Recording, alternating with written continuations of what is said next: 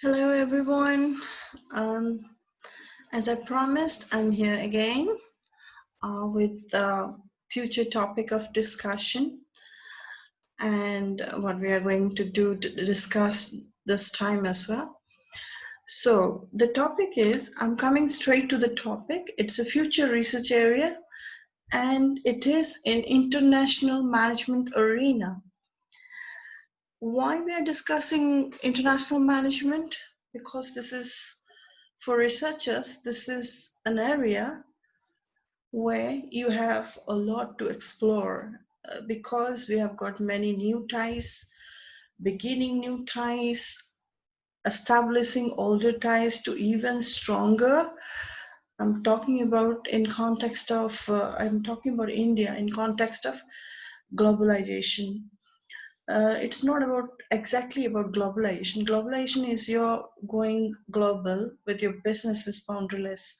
It is about now, it is about holding MNCs in India and managing the diversity that we have around the world, not in India. India is a quite diverse country and we are blessed with that.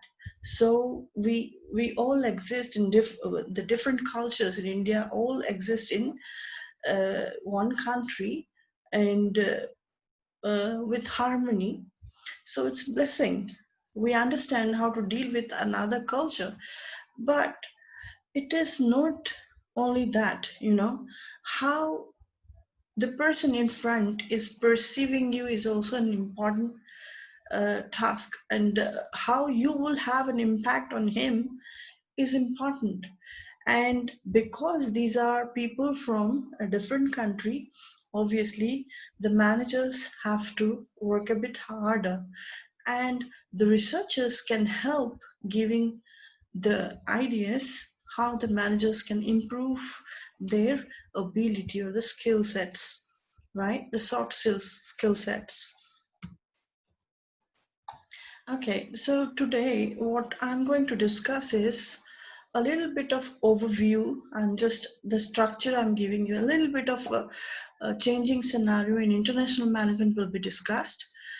Then I'll discuss about how you can actually proceed in these areas with your research. Let's say you're a master student and you want your research topic to be discussed. I mean, you're not knowing anything about research methodology, but you still have to decide your topic for a thesis.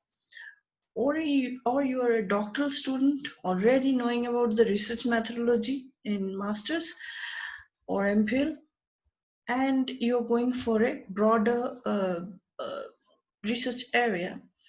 You see, master thesis is okay when we talk about only within India, but the doctoral thesis, it is expected that you publish papers that is based on comparative studies, not only within India, but Indian systems with other systems.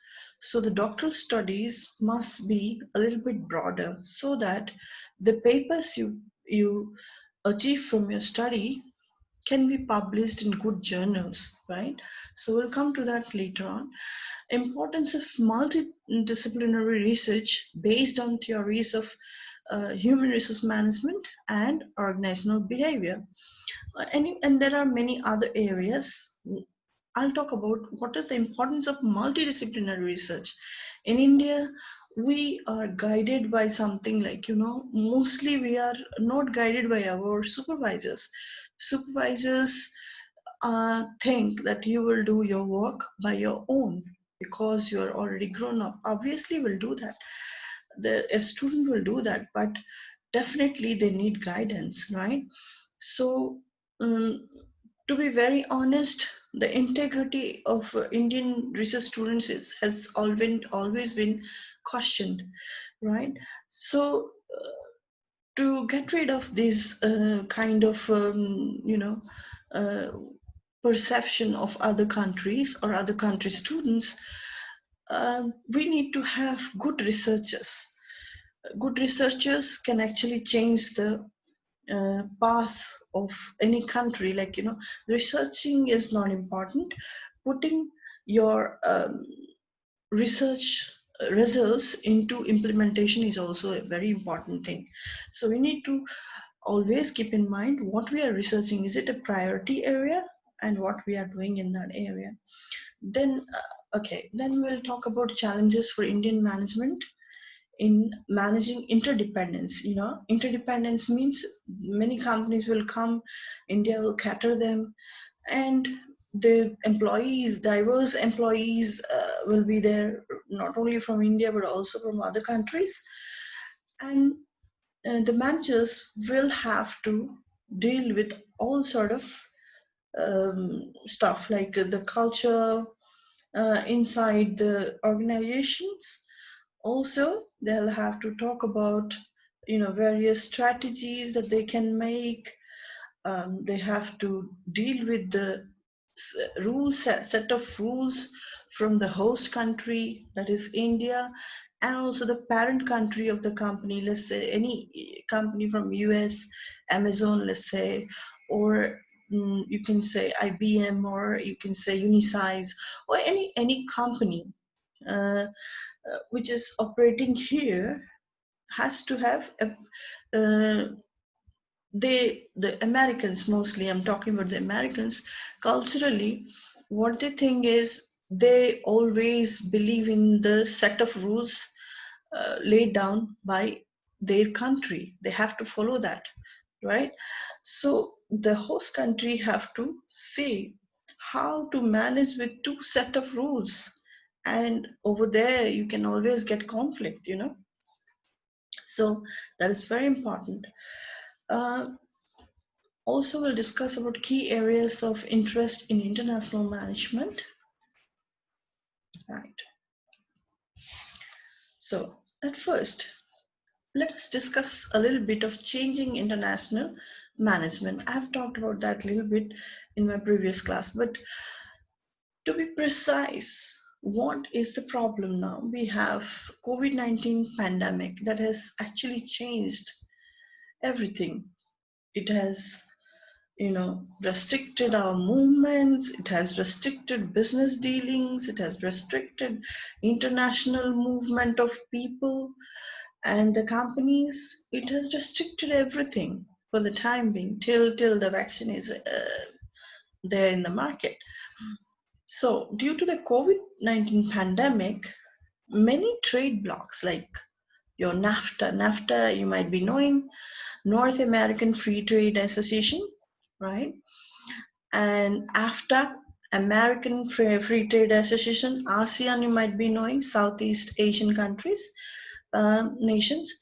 Also, OIC, there is a Islamic countries, Organization of Islamic Countries. So all these trade blocs have started disengagement with China.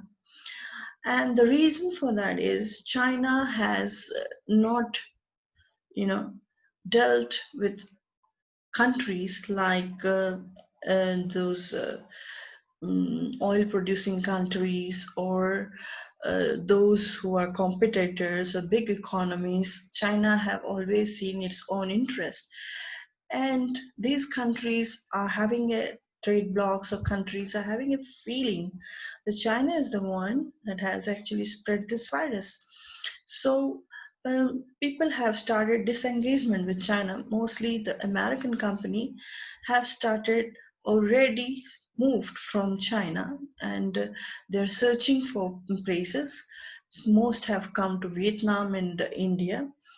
Some more are looking for coming to India. And the ASEAN countries as well.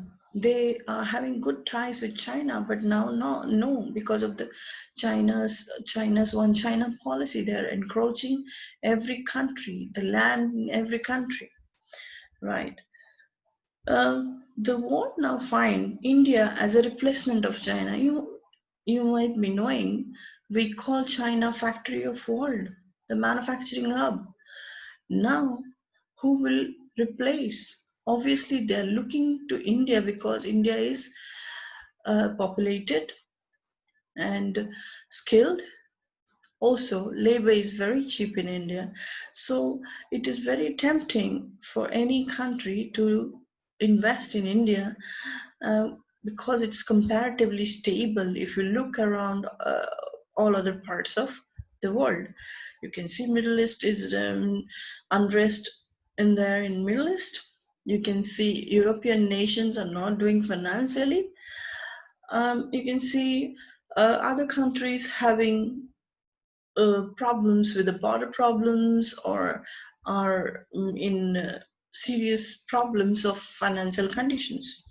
India is the one country that is growing and uh, has got a future outlook of growth in a positive direction. So people are looking at it. India too has started canceling many trade deals with China due to China's aggression at the borders. India has started China ban China policy. There are many countries, as I said, USA, Australia, Japan, South Korea, Islamic countries are all keen to invest in India, and many US and Korean companies have already. Korean company Samsung has started its production of smartphone in Noida. So these companies have already shut most of their operations in China. These countries want stronger ties with India, right?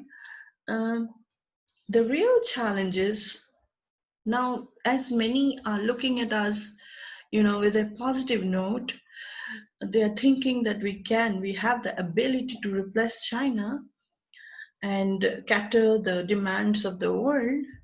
At the same time, India is finding it a challenge, real challenge. Why? Because we do not have an entrepreneurial culture before. So the building up the entrepreneurial culture, yes, and the present government of India has, worked very hard towards Make in India, and yes, it is working as well. We have many budding entrepreneurs, young entrepreneurs coming up. That's good. So can can young India, India in 2020 cater all these companies without any challenge? Obviously, no, there will be challenge. And what are the real challenges? The real challenges is to maintain the trade ties with countries having many different culture and management systems, right? So it's a big challenge for Indian agency and the managers working in there. Um, as you see, these four countries have come together to counter China. They are creating a route that will not include China, and the trade will be, um, they'll make sure India is able to supply to every country in a, you know, in a manner that the things can reach timely to the countries. Also, they have started making quadrilateral coalition of four nations, that is Quad, they call it Quad, popularly called Quad. It's an informal engagement and it is going stronger and stronger day by day, found in 2017 Quad to counter China. Uh, it includes India, Australia, US, and Japan. All right. So, and then you have Saudi Arabia, UAE, Bahrain, Qatar, all are coming closer to India. They are also eyeing for future ties with India because they find it stable, right, at this moment, right? So everyone wants us to be, but China is again China with Pakistan trying to build up a situation where India can go into instability, bribing the opposition, getting some NGOs to work against the governments, and all other sort of things China is doing because it's in their best interest, right? So these are the challenges. But certainly, India has dropped China from its, uh, you know, from its business cadre because the new national policy has dropped Mandarin from the language list. We don't need Mandarin now because we don't want to do business with China. So we are just gradually, you know, decreasing our dependence on China. Now, is it an opportunity for India or biggest challenge for Indian managers? These opportunities that are coming at the doors of India, we have not asked much, but we are getting them. Out of desperation, companies are moving to India, and we have to, cater their expectations. We have to be up to their. We have to be, we have to fulfill all their expectations, obviously. Now, budding entrepreneurs from India are ready for international operations, so as the giant MNCs are investing in India. This is this will help in surge in employment generation, obviously, in India, and contribute towards economic growth of the country. However, dealing with the issues and difficulties faced in managing globally diverse workforce would be a tough task. This is a paper of information. This is a piece of information on China's protective way of dealing with international companies. In 2005, China has banned many international companies. Also, those Chinese companies who try to have alliance with international companies in in launching satellites that can actually have joint TV programs and all other sort of things. Chinese have banned all those companies, thinking that that can actually hamper their culture, right? So that to protect their culture, they get in new restrictions, the new rules they get into ban these companies, right? So this is what they have done in 2005. Later on, they have banned Facebook, they have banned Google, and all sort of American companies. But their companies are working in America freehand. Walmart in America is buying all Chinese products, right? So they are all over in American markets, right? So you can see, even though after these American have, they were not having any choice but to believe on Chinese, right? Chinese goods, Chinese things, and Chinese companies taking over American culture, right? So if they can do this, now why the world cannot do the same thing to the Chinese businesses? So India is also doing the same thing. So we have a clear indication from the government of India that the policy towards Chinese businessmen is not good.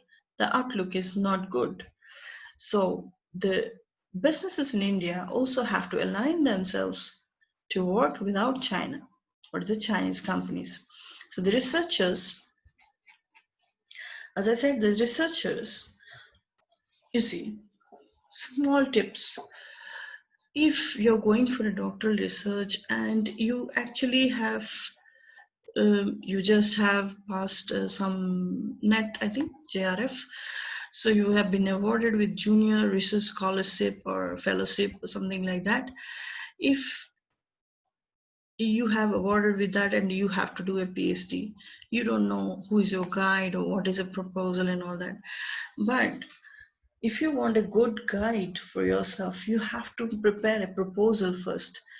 And how to make a proposal. You cannot say that, okay, I see this flower is budding, so I want to know how this flower is budding. Just I want to research in that. No, you cannot do that, right? So finding a topic is almost the critical part of research, right? So, you have to, if you think you want to research in a particular area, that is, something has actually, had brought in anxiety inside you, or you want to know about something, or you are worried about something, or let's say you're anxious about certain things, why is it so, then you want to know about the area. So that is called background search. So first you search about the background, and then you find out what are the prior studies done in that area. So list out all those prior studies and find out what are the underlying theories researched before. That is the domain of research. That is, let's say, international management is the domain of research. In there, you want to find out certain things. Let's say, what do you say? Let's say cultural difference, or let's say negotiation among two cultures, right? So you want to find out about certain things, why it is not so, why Americans cannot align with any other countries because of their, you know, individualistic culture. Individualistic culture, again, as I understand, I assume that you are all master or doctoral students. So I know that you might be knowing Hofstede's cultural dimensions. That is a tool used by many of the managers to judge cross-cultural problems, right? So you know, you will find all these things in your domain of research. Then what you have to do is, once you found out what has been researched before, you will find those researchers might have written at the end what are the limitations that they couldn't do. So that is the gap that they couldn't do. So can you do that?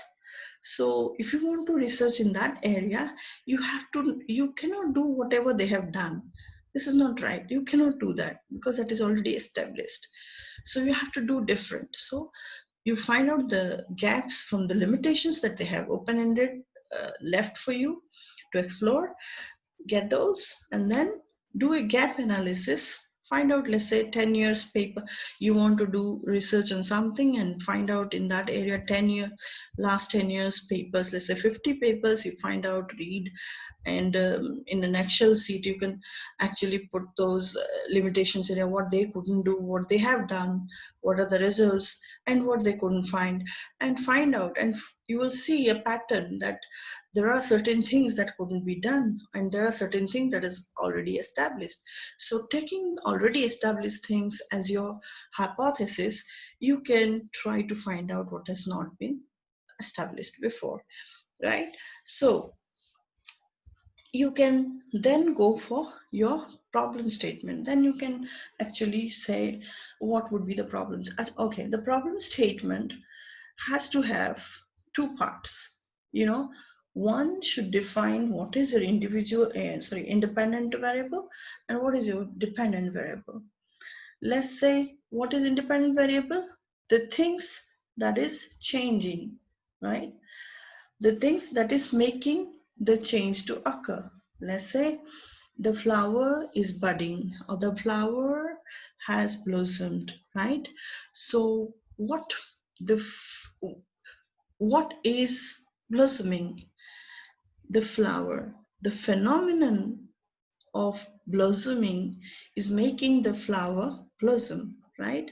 So the phenomenon over here is independent variable that makes the flower blossom or not blossom, right? So the change is coming in the dependent variable, and the change is made by the independent variable, right? If I switch on the light will illuminate it, or the room will be illuminated, right? The room will be illuminated if I switch on a light, right? Switching on the light is independent variable, and what happens next is the room gets illuminated. So there are two things that can be done. Either the room will not be getting illuminated, or it will be. So the dependent variable is changing because of the independent variable. So you have to have two things clearly mentioned in your problem statement.